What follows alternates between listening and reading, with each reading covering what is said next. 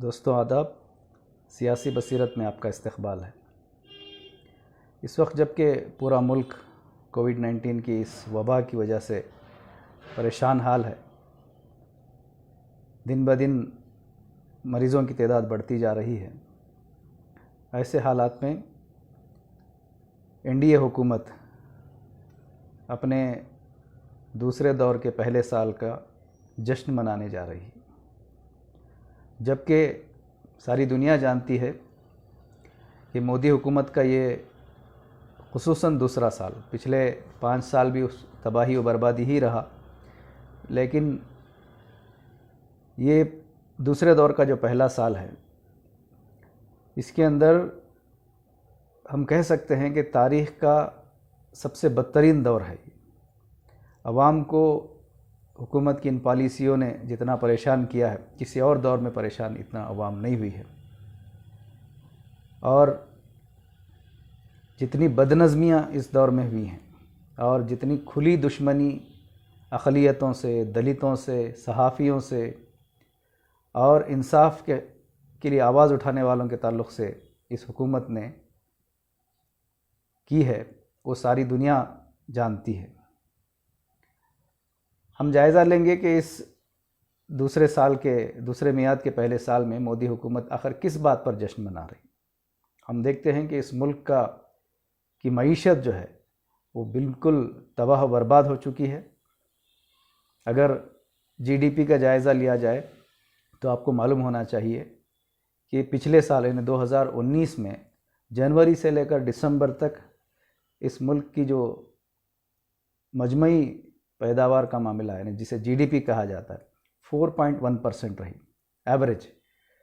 और अभी जनवरी 2020 से मार्च 2020 के दौरान ये घट करके 3.1% पर आ गई है। और ख़ुद हुकूमत के जो 15 फाइनेंस कमीशन के चेयरमैन हैं, इनके सिंह साहब, अगर इनकी बात मानी जाए तो फाइनेंशियल ईयर जो है 2020 और 21 के इख्तिताम तक ये जीडीपी 1% तक आ सकती है। ऐसी हालत जो है इस वक्त इकानमी की है और मोदी हुकूमत जश्न मनाना चाहती है। बेरोज़गारी का मामला तो हम सब के सामने अयान है कि पिछले 45 सालों में इस मुल्क के अंदर ऐसी बेरोज़गारी नहीं देखी गई, और उस पर कोविड-19 की वजह से इस मुल्क में इस बेरोज़गारी के अंदर मज़ीद इजाफ़ा हुआ है। 60% तालीमी याफ्ता नौजवान इस वक्त बेरोज़गार हैं। आप अंदाज़ा लगाइए, मुल्क के 60% बेरोज़गार नौजवान। और फिर अगर जॉब्स की बात की जाए, काम की बात की जाए, नौकरियों की बात की जाए, तो बड़े चौंका देने वाले आंकड़े हमारे सामने आ रहे हैं, जिसको ये हुकूमत छुपा रही है जश्न मना करके। इस मुल्क के अंदर इस वक्त 121.5 मिलियन लोग बेरोज़गार हैं। आप कह सकते हैं तकरीबन 12 करोड़ लोग इस वक्त बेरोज़गार हैं, जिसमें तिजारती तबक़ा भी है, जिसमें मज़दूर तबक़ा भी है, डेली वेजेस पे काम करने वाले भी हैं। और इसको अगर हम बाइफरकेट करें तो इसमें करीबन 9 करोड़ लोग डेली वेजेस पे काम करने वाले, जो रोज़ाना कमा कर खाते हैं, ऐसे लोग बेरोज़गार हुए हैं। तकरीबन 1 करोड़ 80 लाख लोग तिजारत पेशा लोग, जिनका बिज़नेस पूरी तरह ख़त्म हो गया है। तकरीबन 1 करोड़ 70 लाख लोग जो सैलरीज़ पर डिपेंड होते हैं, इनकी नौकरियां ख़त्म हो गई। तो ये सूरत हाल है इस वक्त अनएम्प्लॉयमेंट की। और हम 1.6.7 पॉइंट की बात कर रहे थे इस मुल्क के अंदर, जिसको बहुत ही ज़्यादा कहा जाता था कि ये बहुत ज़्यादा ख़तरनाक सूरत हाल है नौकरियों की, अनएम्प्लॉयमेंट की। लेकिन इस वक्त कोविड-19 के बाद की जो सूरत हाल है, अर्बन एरियाज़ में, शहरी जो एरिया है, शहरों के अंदर जो है तकरीबन 26.6%, 26.6% आ गया है अनएम्प्लॉयमेंट का रेट। और वही अगर हम खरियों की बात करते हैं, विलेजेस अनएम्प्लॉयमेंट रेट की बात करते हैं, तो तकरीबन 23.7%। यानी 100 में 23 लोग या करीब करीब जो है 24 लोग जो है इस वक्त खरियों में बेरोज़गार हैं। और अगर शहरों की बात की जाए तो तकरीबन 26 से 27 लोग 100 में बेरोज़गार हैं। और मोदी हुकूमत जो है इस वक्त जश्न मनाने में लगी है। फिर आप देखते हैं कि जिस तरह मोदी हुकूमत और ये जो एनडीए हुकूमत है, अपने दूसरे दौर में इसने इतना जारहाना अंदाज़ इख्तियार किया है। यानी जो भी हुकूमत के ख़िलाफ़ आवाज़ उठाता है, जो भी हुकूमत की पॉलिसी के ख़िलाफ़ आवाज़ उठाता है, उसको पूरी तरह सप्रेस करने, दबाने, कुचलने की कोशिश की जा रही है। यहाँ तक कि मीडिया को जो है पूरी तरह काबू में कर दिया गया है, पूरी तरह उसको दबा कर रख दिया गया है। मेन स्ट्रीम मीडिया में आप देखते हैं कि हुकूमत की चापलूसी करने के लोग ही ज़्यादा आपको नज़र आएंगे, ना कि हुकूमत की पॉलिसियों के ख़िलाफ़ आवाज़ उठाने वाले कोई नहीं।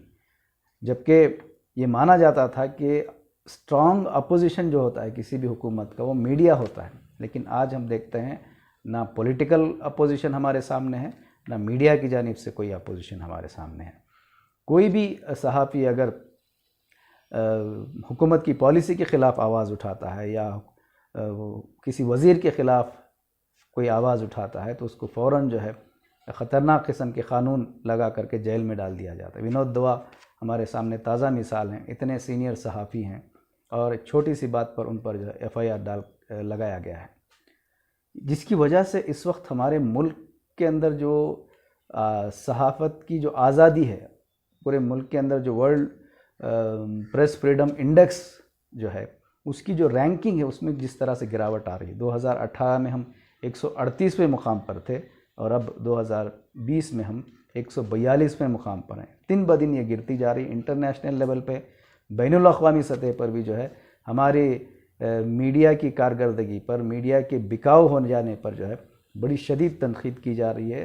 हंसी मजाक का मामला जो है हमारा ये मुल्क बन चुका है। फिर अक़लियत दुश्मनी आप देख रहे हैं कि अब इस गवर्नमेंट का कोई हिडन एजेंडा नहीं है। पहले ये बात होती थी कि हम कुछ चीज़ों को कहते थे कि ये गवर्नमेंट का हिडन एजेंडा है, मोदी हुकूमत का, बीजेपी का। लेकिन अब कोई हिडन एजेंडा नहीं रहा। सब कुछ खुल करके साफ साफ दुश्मनी पर उतर आए हैं। अक़लियत दुश्मनी तो खुले आम हो रही है। आर्टिकल 370 और 35A को हटाने से लेकर के CAA क़ानून लाने तक जितने भी क़ानून लाए गए वो सारे के सारे अक़लियत दुश्मन हैं, पिछड़े तबक़ात के दुश्मनी के क़ानून हैं, दलितों से दुश्मनी के क़ानून हैं। और अब सितम ज़रफ़ ये है कि जिन लोगों ने इंसाफ के लिए आवाज़ उठाई थी, जिन लोगों ने CAA NRC में अपनी पूरी जद्दोजहद की थी, उनको अब UAPA जैसे ख़तरनाक गैर इंसानी क़ानून लगा करके जेलों में भरने का काम किया जा रहा। और इल्ज़ाम उन पर यह है कि दिल्ली के फसादात में ये लोग शामिल थे, जबकि पूरी दुनिया के सामने ये बात आया है। सारी दुनिया ये बात जानती है कि दिल्ली के फसादात किसने करवाए और वो लोग कहाँ हैं। आज़ाद घूम रहे हैं वो लोग जिन्होंने फसाद करवाए थे और जिन्होंने उसके ख़िलाफ़ आवाज़ उठाई थी। उन लोगों को आज जेलों में भर्ती किया जा रहा है। तो ये आप देख रहे हैं, एक तरफ मईशत पूरी तरह बर्बाद कर दिया है इस हुकूमत ने। रोज़गारी की सूरत हाल आप देख रहे हैं, बेरोज़गारी कितनी ख़तरनाक हद तक गिर चुकी है। और आप देख रहे हैं कि फ्रीडम ऑफ प्रेस और जुडिशरी को जो है पूरी तरह अपने कंट्रोल में कर लिया गया है।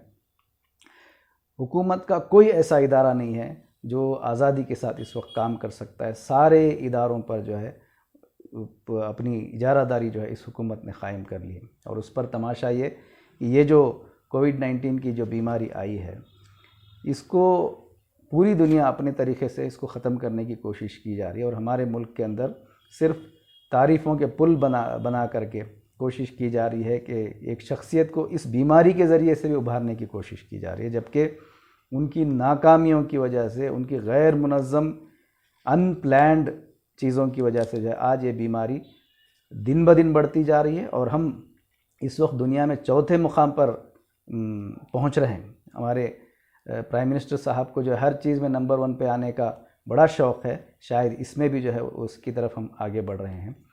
इसकी वजह भी है कि किस तरह जो है हमने प्रैक्टिकल अंदाज में इसको ख़त्म करने की कोशिश करने के बजाय बेतुके जुमलों के ज़रिए से, बेतुके तरीक़ों के ज़रिए से इसको ख़त्म करने और इसको कम करने की कोशिश की, जिसको पूरी दुनिया ने देखा।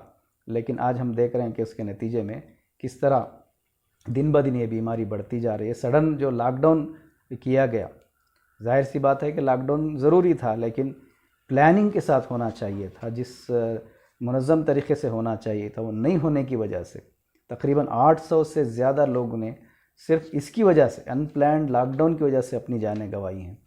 ख़ुसूसन बिलख़ुसूस मज़दूर जो तबक़ा है, जो इस फ़ौरन सडन जो लॉकडाउन हो गया उसकी वजह से वो जहाँ जहाँ अपनी रोज़ी रोटी की तलाश में गए हुए थे वहाँ फंस गए, और फिर वहाँ से निकलने की जब उन्होंने कोशिश की, खाना पानी उनके पास ख़त्म हो गया था, ज़ाहिर है मजबूरन उनको वहाँ से निकलना था। निकलने की कोशिश की, हज़ारों मीलों का सफ़र जो है चलते इन्होंने गुजारा, और रास्तों में आपने देखा ख़वातीन बच्चे सब कड़ी धूप में नंगे पैर चल रहे हैं, पीने के लिए पानी नहीं है, खाना नहीं है, और इस हुकूमत पे ज़रा तरस नहीं आया।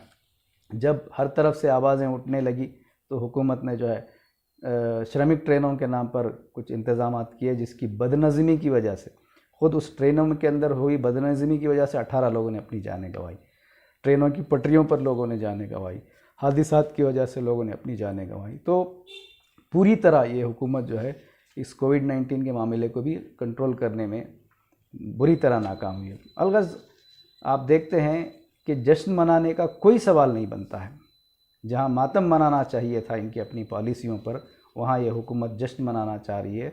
तो हम इसके ख़िलाफ़ पूरे मुल्क में आवाज़ उठा रहे हैं। हम इस के ज़रिए से आवाम को हम अपील करना चाहते हैं कि वो हकीकत को देखें और मालूम करें कि किस तरह जो है इनकी नाकामियों को ये लोग छुपाने की कोशिश कर रहे हैं, और बड़े ज़ोरों शोरों से जो है ये जश्न मनाने की कोशिश कर रहे हैं, और पूरी तरह मुल्क बर्बाद हो रहा है। एक चीज़ में ये कामयाब हुए हैं, और वो उनके लिए मजबूरी है, वो है कारपोरेट को खुश करने में। इस मुल्क की तमाम कंपनियों को, तमाम इदारों को जो है कारपोरेट के हाथ में दे करके ये खुश हो रहे हैं, और उनके पैसे से ये अपनी तिजोरियां भर रहे हैं। तो आने वाले दिनों में हम सबको इसके ख़िलाफ़ आवाज़ उठाना है। हम किसी फ़र्द के ताल्लुक़ से बात नहीं कर रहे हैं, किसी एक शख्स की बात नहीं कर रहे हैं, हम इस मुल्क की बात कर रहे हैं, इस मुल्क की भलाई की बात कर रहे हैं, इस मुल्क की सालिमियत की बात कर रहे हैं। ज़ाहिर सी बात है कि ये हालात इसी तरह आगे बढ़ते रहे तो आने वाले दिनों में इस मुल्क के हालात और बदतरीन होंगे। इसके लिए हम सबको आवाज़ उठाना चाहिए। वेलफेयर पार्टी ऑफ इंडिया इसी ताल्लुक़ से जो है पूरे मुल्क में ऑनलाइन कैंपेन चला रही है। लोगों के सामने इस गवर्नमेंट की जो झूठे वादे हैं, झूठे जुमले हैं, उनको आवाम के सामने लाने की कोशिश कर रही है। हम आपसे अपील करते हैं कि आप भी इस कैंपेन में ज्वाइन हो जाइए, आप भी जो है हकीकत को समझने की कोशिश कीजिए। शुक्रिया।